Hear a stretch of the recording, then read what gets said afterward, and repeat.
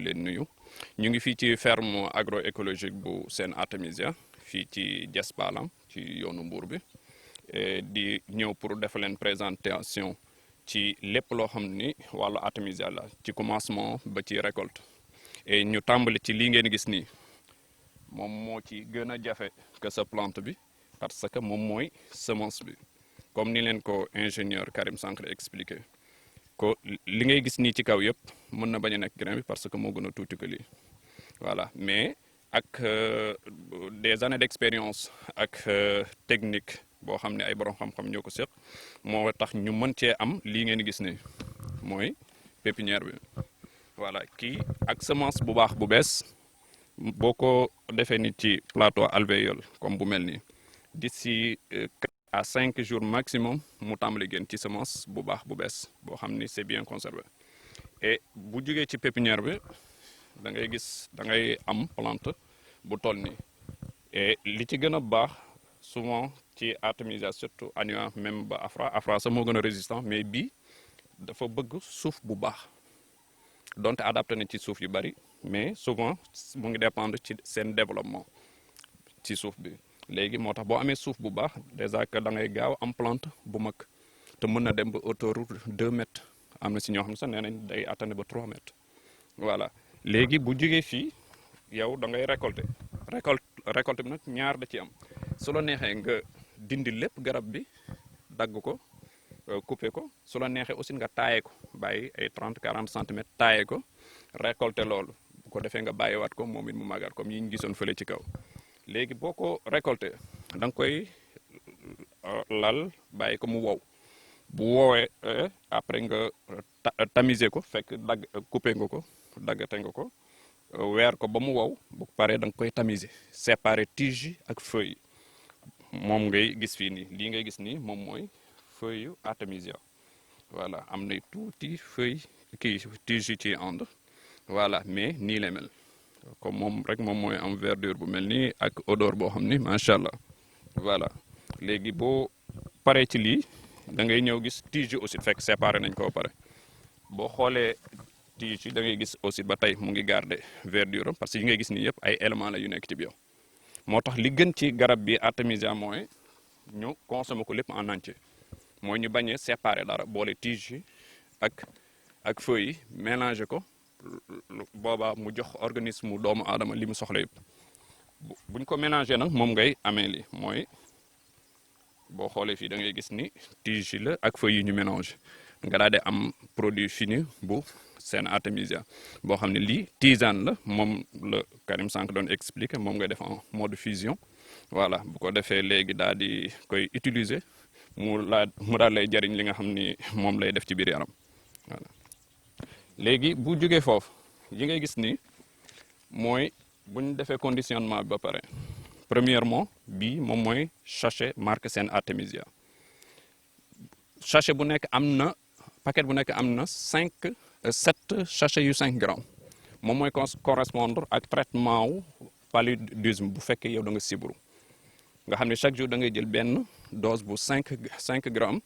voilà ci benn bool nga koy def jël 1 litre d'eau baxal ko daal koy sotti ci biir ub ko bàyyi ko mu fuser pendant 15 minutes ko def daal di suukar daal di naan amul leneen bii ku ko gis ci la bokk mooy ay sachet ñoo nekk ci biir mais tamit ku ko gisul nga gis bii nga xam ne matière bi en brut moom ngay gis ni nga xam ne dosé wuñ ko mais 35 grammes moo ci nekk léegi da ngay jël kuddu bi ñuy añee cuillère à soupe moom ngay jël def ko moom tamit 1 litre d'eau nga baxal ko ub ko comme ni nga def bii voilà bu ko defee nga daal di segg daal di naan aussi moo tax képp koo xam ne gisul bii mais gis na bii ñoom ñooy am après dosage bi ngay defal sa bopp parce que bii defal nañ la ko ba pare bii ngay jël kuddu booy añee rek daal di jël daal di baxal sa ndox daal di utiliser voilà léegi bii mooy li ñu doon expliquer sànq mooy comment dirais-je artémisia dafa am ñaari artémisia boo xam ne moom lañ naan annua mooy bee ngeen gis ne bii moom mooy afra bii origine am Chine la jóge moom lañ xam ni Chine la jóge yàgg des milliers d'années ko Chine mu ngi ko doon bay dëkkam bii mu ngi jóge Afrique du Sud ci li ñu jot a xam moo tax ñu jox ko turu boobu Afra parce que Afrique la jóge moom moo gën a résistant que bee bii mën na nekk ci suuf bu nekk mën na sa bañ a am ndox bu bari mais day demal boppam comme ni ngeen gis ngeer war a dutee ni muy demee moom noonu lay demee mais après Karim dina ci ñëw ci ñoom ñaar lan mooy seen différence ñoom seen différence ñoom. Vous savez, comme j'ai travaillé beaucoup d'années à l'École nationale d'agriculture, c'est-à-dire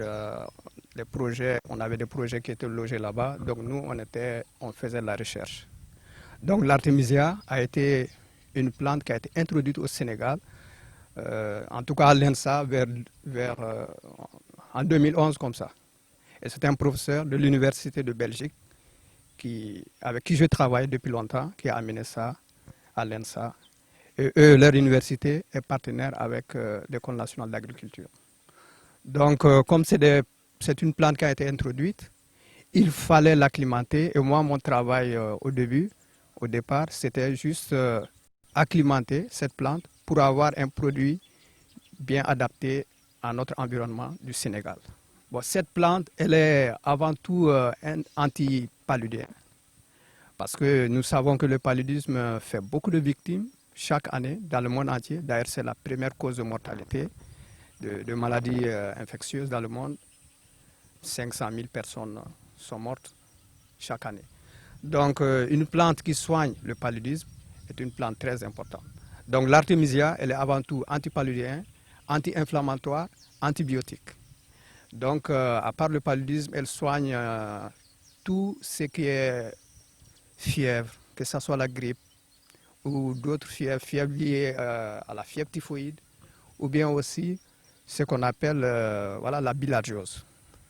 et toutes sortes de parasites, et beaucoup d'infections fongiques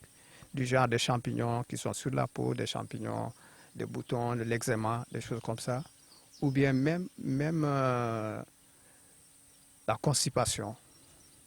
Et si c'est en pommade et appliqué sur les articulations, c'est très bon contre tout ce qui est arthrose, arthrite, des choses comme ça. Donc l'artémisia soigne beaucoup de choses. Cette plante, elle n'est pas très connue au Sénégal. Bon, c'est dû à beaucoup de choses, mais tout ce qu'on peut faire, c'est de travailler, de faire beaucoup de pépinières et d'essayer de répandre cette plante partout. C'est parce que c'est l'hivernage, il y a beaucoup de paludisme, il y a beaucoup de fièvre, même beaucoup de grippe. Donc c'est une plante qui est très très indiquée pour cette période et qui permet de soigner les personnes à moindre coût et surtout de gagner beaucoup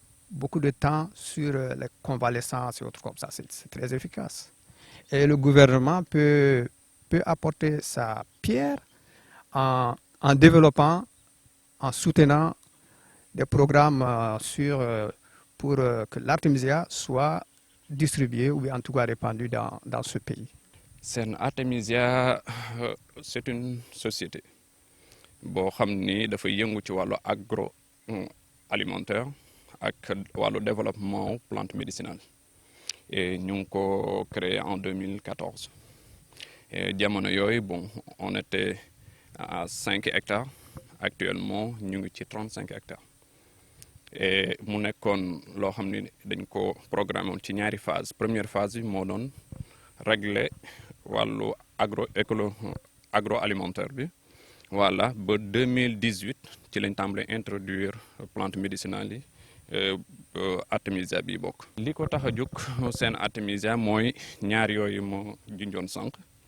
mooy bokk ci ñi nga xam ni dañuy taxaw pour Sénégal mën a moom boppam am autosuffisance alimentaire te loolu mooy doon première phase bi ba ci lañ nekkoon ba installé ba lépp taxaw. léegi ñu daal di duggaat ci beneen phase bi muy introduire plante médicinale yi fii ndax bëgg nañu aussi loolu Sénégal tamit moom ci boppam parce que buñ xoolee lu ci bari dañ koy jéggaani bitim réew ci lu ñuy lekk wara yu ci bari yu ñuy naan te mën a am fi donte ñu ko fiy def bariwul mais mu ngi fi loolu moo indi tamit artémisia bi ak yeneen plante yoo xam ne ci kanam tuuti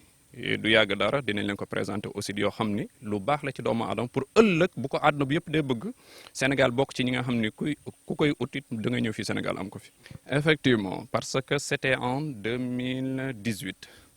que je salue d'ailleurs que mon frère, le directeur général, d'ailleurs que c'est lui le fondateur, Dame Ndiaye. Et daf ma ni ma woon léegi comme pare nañ ci première phase bi muy agroalimentaire bi léegi nañ entamé deuxième phase bi léegi ñu tàmbale introduire plante yi plante médicinale yi léegi bon mu ni ma bon nañ tàmbale ci artémisia parce que plante la bu prometteur te àdduna bi borom xam-xam yu bëri ñu ngi ciy gës ñu ngi ciy def garab yu bëri voilà et je suis allé voir des amis à l'ENSA bi nekk Thiès fi et ñu orienté ma et j'ai vu un ami mu amoon ci ay petite expérience yu mu doon def këram et mu jox ma ci quelques plateaux et quelques semences ci loolu lañ démarré et 2 ans ñu ci nekk di defar di toppatoo en 2 ans ñu am ci 15 kilos de semences en 2 ans kon garab la boo xam ne yombul waaw yombul mais comme lu ñu bëgg la te aussi bëgg nañ mu nekk loo xam ne luy jëriñ réew mi la voilà moom dafay laaj volonté ak voilà dévouement voilà moo tax ñu am ci résultat bi ñu am ni voilà effectivement parce que bari na coow trop boo gisee ñun dès le début defuñu kenn xamuñu defuñu benn interview wanewuñu parce que dañ doon bañ rek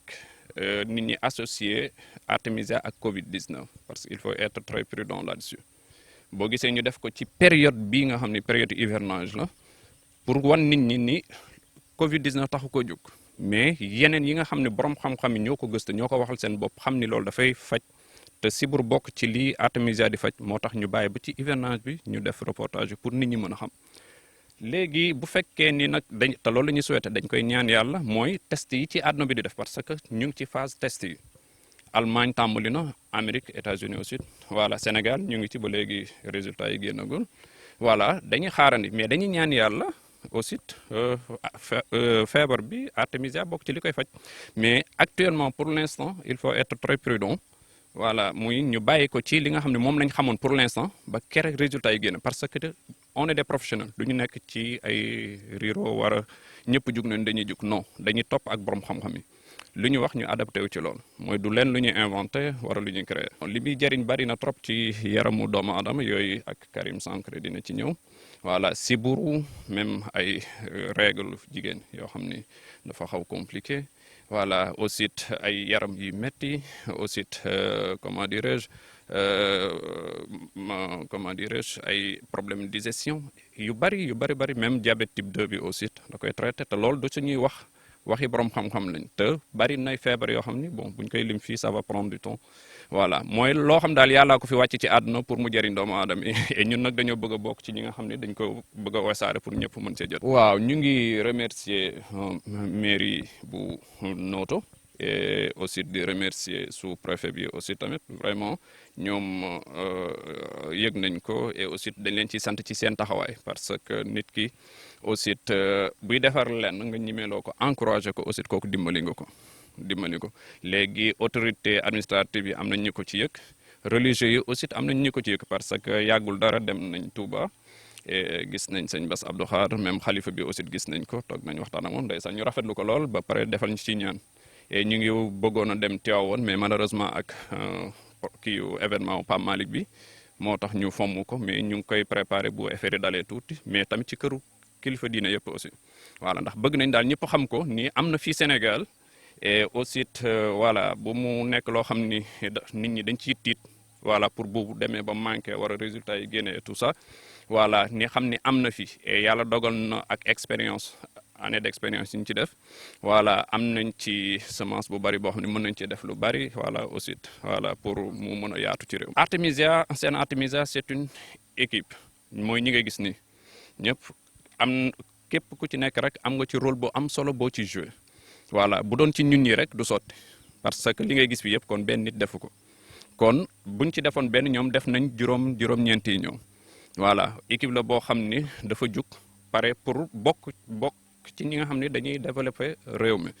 te ba pare ay borom xam-xam rek seq ko mooy du ay amateur non am nay experts en finance ñoo xam ne aussi en agronome ingénieurs yi ay techniciens de tout genre ñu ngi fi voilà mooy loo xam ne équipe bu dynamique la boo xam ne ñu professionnel lañ te lépp lu ñuy def dafay set te dañ koy teg ci yoon ak ci xam-xam. et ñu rappelé waat point de vente rek mooy station SGF yi mooy Serigne Gueye FIC comme ñu ngi fépp ci Sénégal kon ku jug pour soxla sunu produit bi di seen artémisia boo xam ni c'est naturel bio voilà aussi ay expert defar ko boo demee foofu di nga ko fa fekk. Adresse mail c'est senartemisia.com. Téléphone 77 633 34 01 wala 631 76 631 04 94. C'est vrai o xolal jigan njiriñ meke parce que 8 village ne refna paax ne presque des saison neke faafna fop gi moƴna de may meke te liggéey ta tout le temps chaque fois donc wey liggéey ta meke no distance ne andona a jega o njiriñ trop jeg wena jirna yo xooxdinde à 8h midi teti liggéeyayo bon a wàcca aussi wàcna o refna xaalis neew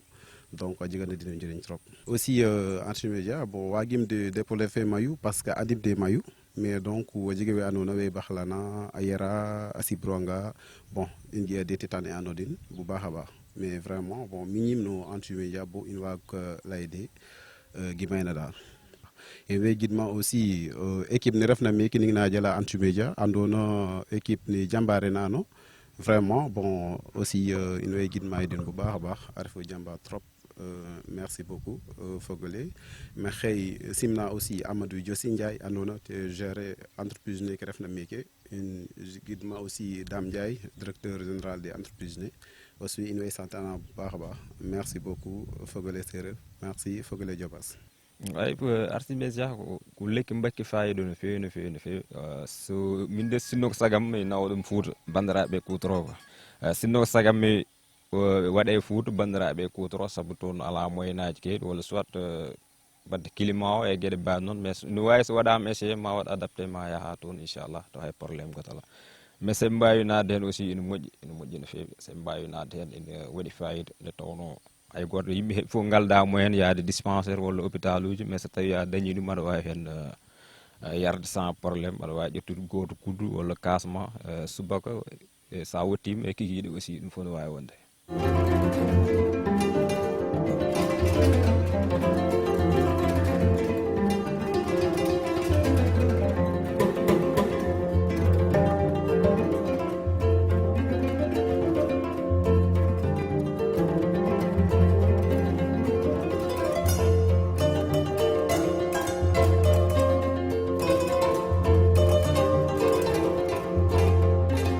garab yi moom ba ma ko jëlee damaa regretté kay li ma ko yeex a jël parce que yu bari yi ma doon yëg sama bopp man mii taxaw gis naa mu faju samay nelaw doyul woon su ma daan añ wàcc jóge ci atelier dama añ du ma reer ba ma ko jëlee nii nag keroog ba ma ko jëlee rek ci ngoon gi la commencé réagir ndax reer naa ba may daal tëdd sax xiif jotaat jàppaat na ma ba ma affaire bi jaaxal ma doo ko fàttaliku ne kan man affaire bi ma jëlal ma jàpp ma dolliwaat naan ci damaa nelaw keroog ba biddanti ñoom ñi wóor ne leen parce que midi laa xëy si fii man daal bu ma sañoon lii ku ko dégg gis ko da nga daw ba ci Amadou Ndiaye dem HLM de Dakar seeti ko jël ci lu bari sax ndax xam naa bu ko nit ñi yëgandoo dootul day lim ci produire. Personnellement gis naa si njariñ parce que au delà comme lu ma la wax c'est une prévention par rapport à paludisme c'est également un complément alimentaire ne complément alimentaire mooy loo xamante ni peut-être ñun suñu wér-gu-yaram dina am lu mu yokk suñu wér-gu-yaram mais au delà ça mooy que dama gis je suis un témoin par rapport ak sama xarit yaayam lu mu si dund gis na ni wax na ma carrément que ni Artemisia bi da koy permettre mu digérer le plus rapidement possible vous comprenez du coup man si loolu laa mën a basé wu ak man sama expérience personnelle pour vous dire que ni lii am nañ njëriñ énormément wax dëgg yàlla. déjà am nañ benn structure du nom de Sen Artemisia boo xamante ni elle se localise au niveau de HLM route de Dakar en face SDE c'est pas si compliqué seen numéro mu ngi 33 951 60 69 beneen bi orange mi ngi 77 719 72 39. waa Artemisia bi de garab la boo xam ne comme ni ko mbokk yu bare bari jëfandikoo ak liñ ci gis ci xeeti njariñ ak li ci nekk ci njariñ lépp daanaka mënees ko lim waaye ñun mën nañ ci tudd yi nga xam ne biñ ko jëfandikoo am nañ lum ñu jariñ bokk na ci xam ne wax nañ ne da koy faj muy am na xeeti tawat yoo xam ne daanañuy faral di arrivé lu bari di dal muy lu mel ne sibru ak xeeti yaram buy metti yaram buy tàng ak yooyu noonu